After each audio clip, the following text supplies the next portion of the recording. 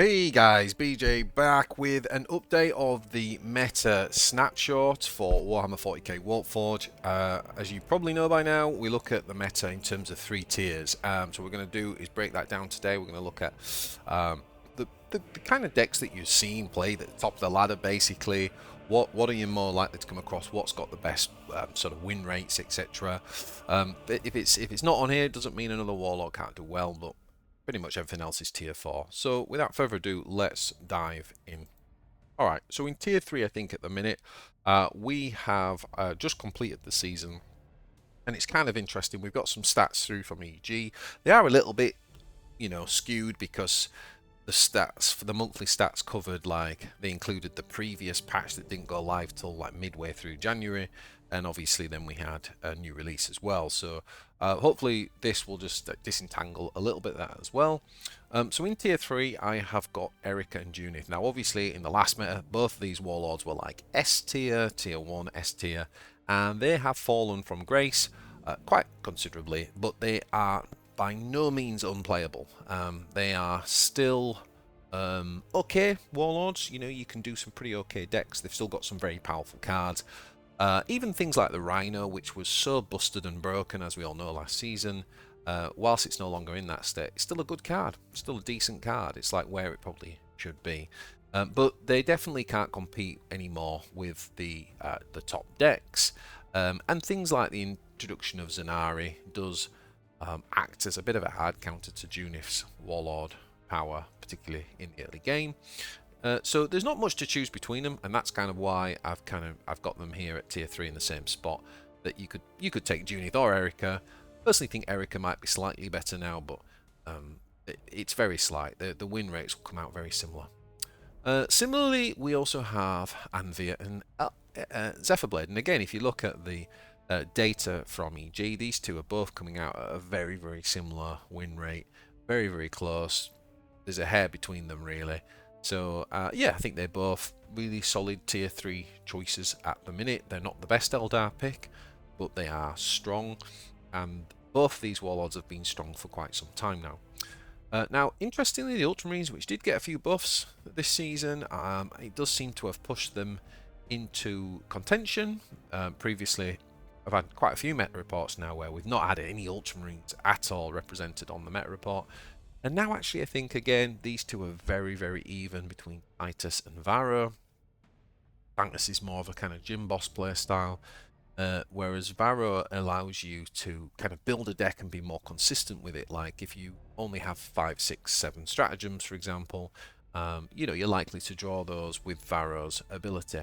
The change to Varro only costing 1 for his warlord powers has been huge too. It's opened up some new synergies with Sergeant Telion, the legendary 5-drop, and it's just opened up loads of new synergies and combos with Varro. Also, the new 8-drop weapon that obviously makes both these warlords have a baseline of melee 6 is really interesting with Varro when Varro can give a shield. Like giving a shield to yourself when you can do 6 damage means you can just use your warlord to like beat down big units. That's super powerful. Last but not least, I've got Asmodai. Now, Asmodai was one where I really wasn't sure whether Asmodai should be sort of low tier 2 or high tier 3. And I looked at the stats from EG and it kind of like cemented the idea that he's probably tier 3. I think Asmodai is a really nicely designed warlord. Few different ways you could play him, but he's certainly nowhere near broken. And even though secrets are very, very powerful, it's actually very, very hard to like consistently draw lots and lots of secrets. And some of the meta decks like Sylar just kind of end the game long before that. So Asmodai is a good warlord and definitely a fun and strong warlord. You can 100% get a good score with Asmodai, but I do think that in my snapshot this month I'm putting him right at the top of tier 3. Okay, so let's take a look at a few decks. Show you the ultramarine Asmodai one, I think. So, for example, this was the Varro deck that Devil Day managed to post a 3.6 score with, which was absolutely incredible. We've not seen someone do that with Ultramarines for a long, long time, and I really like this deck. It's probably not great against GSC, but certainly before they became strong, this is something that he found with, made a good score out of. Really nice combination of having things like the new Telion with the 1-drops, obviously having removals, and a nice little bit of vehicle synergy in here as well with the Tech Marine and the kind of land speeders and the thing that I really like is the war suits. So yeah, really nice build. Really happy to see that this was like the best scoring Ultramarine deck, because I actually think it's quite different. So congratulations to Devil Day.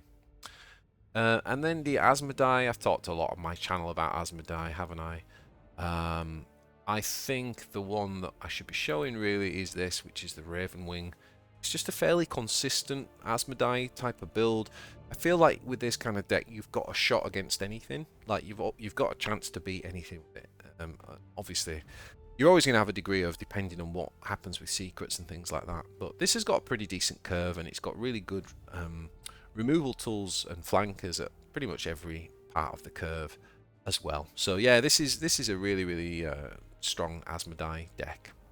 Okay, so let's look at tier 2.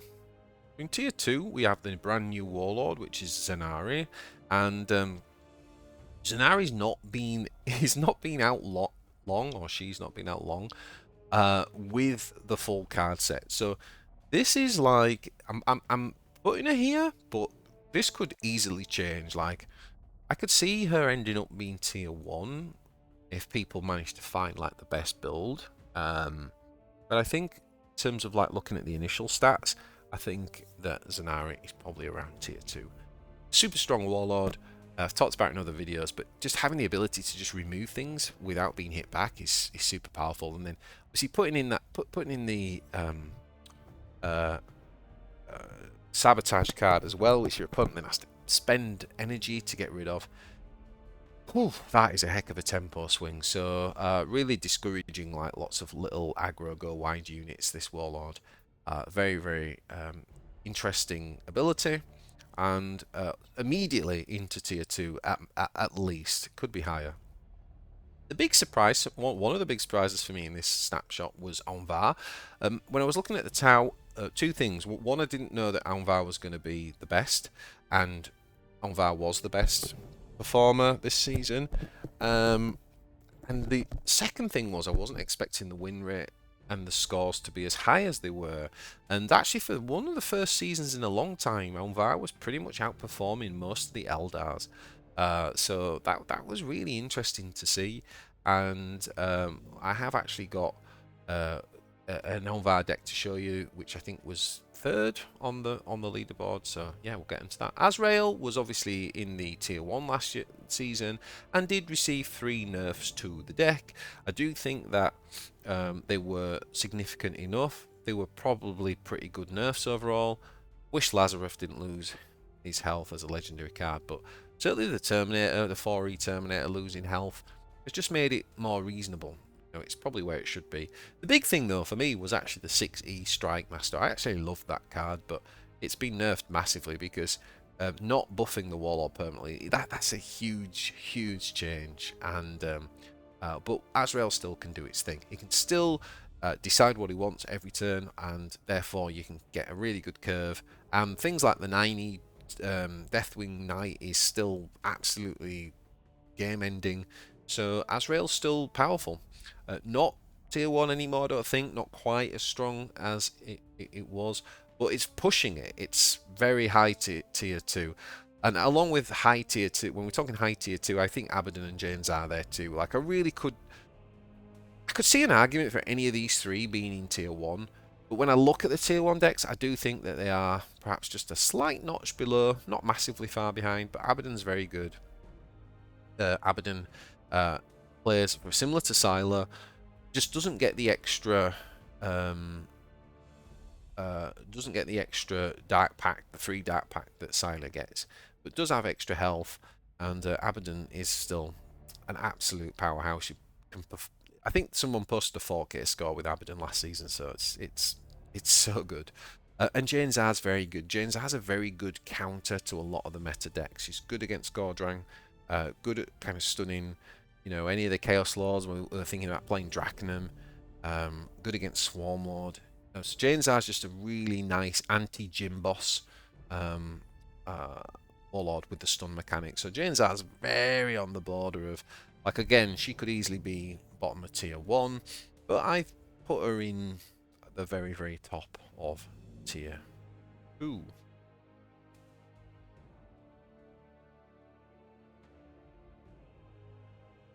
Okay, so few decks to show you from there. I think if you wanted to go with Zanari, I mean, this is a kind of a more bike sabotage based deck, really making use of a lot of the new cards. Like I said, this is by no means established yet, like what the Zanari best build is. But I think what you're seeing in this is like really making use of sabotage, things like cut them off, and underground network. That's like in your kind of core package, and then playing lots of things that obviously put sabotage in. You've obviously got the warlord, which can do that themselves. You don't need backstab as much in this when you're playing Zanari, because she kind of has backstab every turn with her ability. So yeah, if you're looking for a Zanari deck, give that one a try. And also we talked about Onvar. Now this is Storky's deck. Really interesting that he said about having deliberately quite a few one-offs, giving him really like a Swiss knife, like having flexibility, having a chance at dealing with most things. And he posted a really good score. I think he was the third highest tower score, second or third highest tower score last season, and it was like over 3.6 KMMR. So very, very strong. Really surprised actually at how high Anvar managed to climb. And so yeah, if you want to play some Tau, give this one a go. I also had have a look, a slightly different version from Balduco, who's one of my Alliance teammates, and also like on the front page of the leaderboard, scoring pretty high, not quite as high as Storky, but this was his version as well. Okay, now my Jane Zar looks like this. I finally got a Shiny Spear Exarch, so that's gone in there.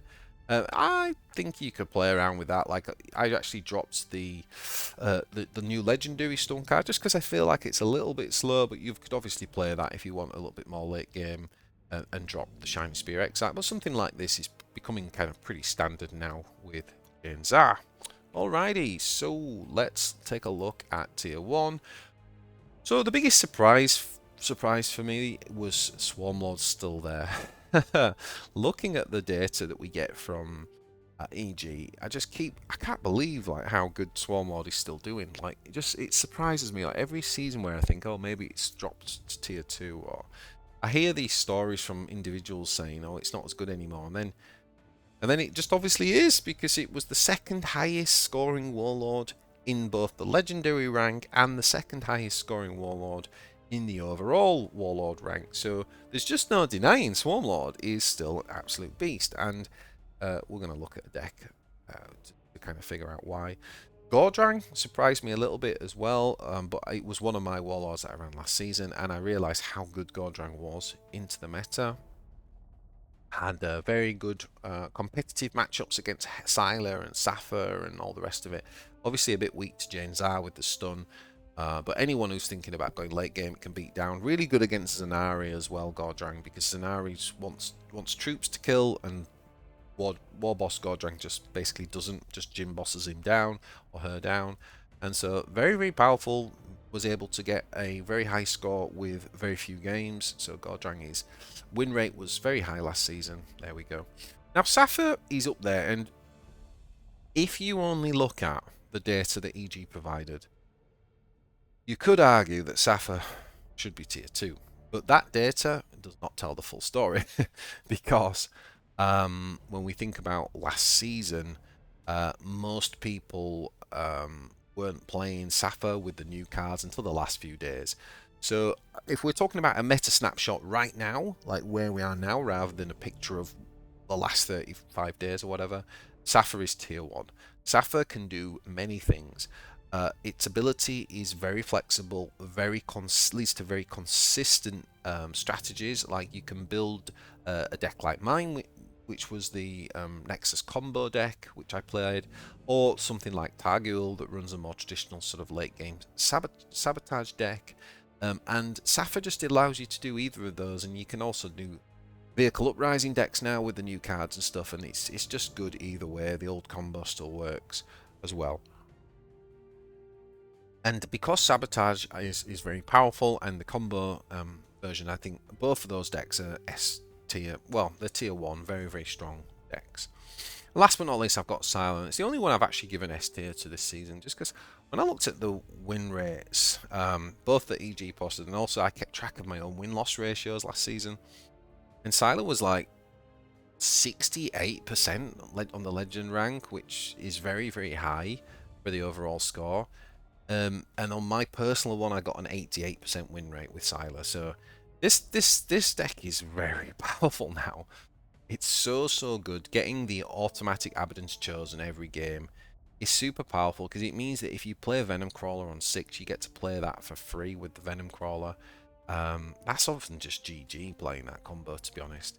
The abilities from Sylar himself, you know, 2 out of 3 of the abilities you can play turn 1 and just get ahead on the beatdown on the tempo. So Sylar's just a really good aggro deck. It's typical combos with Murderous Desires, etc. So that's what tier 1 looks like. Let's look at some deck lists. Alright, so now with Swarmlord, I keep showing you this deck. I've been showing this for several seasons now. I don't know whether it's been improved slightly. Still looks really good to me. Basically, it's, you know, whether you're playing the Gene Stealer or the Warrior down on E3, into like Von Ryans on 4, and to Death Leap or Carnifexes on 5, Hive-Crow on 6. You've got the great AoE, and you've got the big beatdown finishers with things like Augmented Ferocity or Ravenous Hunter with Adrenal Surge as well. So it's just a absolute beatdown deck. I think it's not very interactive. It's hard for your opponent to interact because there's quite a lot of stealth in there. And yeah, if you haven't got the right answers, this deck's just still powerful as ever. And this was my Gordrang deck. I have just made a small change. I think I just put in a just to test the season. Although I previously had a Storm. Previously had Storm Boys in, yeah, and I put a second Gretchen mob in, but I lost my first game of the season with it, so I don't know. Maybe the Storm Boy's better. I don't know. But overall, the main package is the same, and it's just, yeah, as I've already said, really, really powerful. And then we also had Sabotage. This is the Sabotage deck that pretty much that Targul was running. I think he had a second Clamorvus instead of the Rogue Informant, but you know, you can play around with it. Deck is absolutely busted. Getting Patriarch down on E5, E6 is pretty common with this deck as well. I've stuck the Athalan Leader in just because he's a powerful flanker, but again, don't even need him, to be honest. Yeah, overall, really, really powerful deck. And last but not least, got to shout out Buggy, my teammate in the Alliance. He came up with this list, and pretty much everyone played it, and it was the best list all season, pretty much. And yeah, he scored something like 4.4k, 4.3k in the end with it. Really, really high score. Like I say, I got like an 88% win rate with this deck. So, I mean, it's just absolute fire, guys, yeah. The combinations with Murderous Desires means that you can end up winning from sort of 18, doing 18 burst damage on the last turn pretty easily. Yeah, so, for the 4th of February, that is the meta snapshot, guys. Hope you found that useful. Thanks for watching. Hit that like button and subscribe. And yeah, if you did enjoy this content, let me know in the comments. And also, you might want to check this video out, which I think you'll also enjoy.